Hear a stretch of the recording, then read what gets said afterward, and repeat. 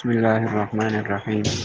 شرک کی اقسام کے حوالے سے بات ہو رہی تھی۔ ابھی تک ہم شرک فی الذات اور شرک فی صفات کو پڑھ چکے ہیں۔ پھر شرک فی صفات میں آگے چند قسمیں تھیں: شرک فی القدرت، شرک فی العلم، بات کرتے ہیں شرک فی السمع والبصر، یعنی کہ شرک سماعت کے اندر اور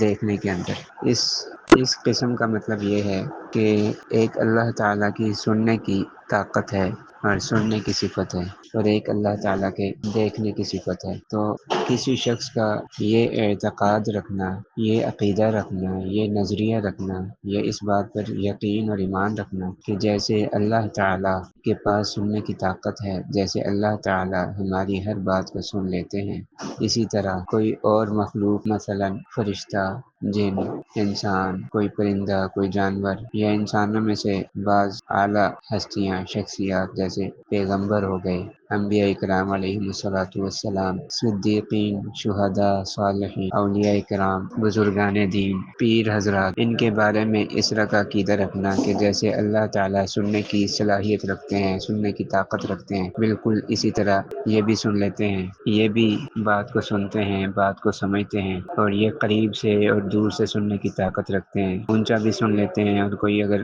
آہستہ آواز میں بات کرے اس کو بھی سن لیتے ہیں، یا یہ کہ چھوٹی سے چھوٹی مخلوق کی پکار کو بھی سنتے ہیں اور بڑی سے بڑی مخلوق کی پکار کو بھی سنتے ہیں۔ تو یہ شرک ہے۔ یہ اللہ تعالیٰ کی جو صفت ہے، صفت سماع یعنی السمع، اس میں شرک ہے، کیونکہ اللہ تعالیٰ خالق ہے، اور مخلوق اور اللہ تعالیٰ کے علاوہ جتنی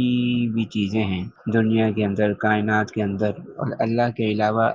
جو بھی چیز ہے وہ سب اللہ تعالیٰ کی بنائی ہوئی، اللہ تعالیٰ کی پیدا کردہ چیز ہے، اس کو مخلوق کہا جاتا ہے۔ تو مخلوق کے لیے یہ صفت متعین کرنا کہ جیسی خالق کے اندر صفت ہے ویسی مخلوق میں بھی ہے، یہ شرک ہے، اور اس شرک سے بچنا بہت ضروری ہے۔ جیسے قرآن پاک میں اللہ تبارک و تعالیٰ ارشاد فرماتے ہیں: ان اللہ سمیع علیم، بے شک اللہ تعالیٰ سننے والا ہے اور جاننے والا ہے۔ تو جیسا اللہ تعالیٰ سننے والے ہیں،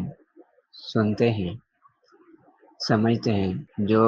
پکارا جا رہا ہے اس کو سننے کے بعد اللہ تعالیٰ اس کی ضرورت اور اس کی حاجت کو، اس کی مراد کو بھی پورا کرتے ہیں، ایسا کوئی نہیں کر سکتا، اور اللہ تعالیٰ کے ساتھ سننے کے اعتبار سے کوئی بھی برابر یا کوئی بھی شریک نہیں ہو سکتا۔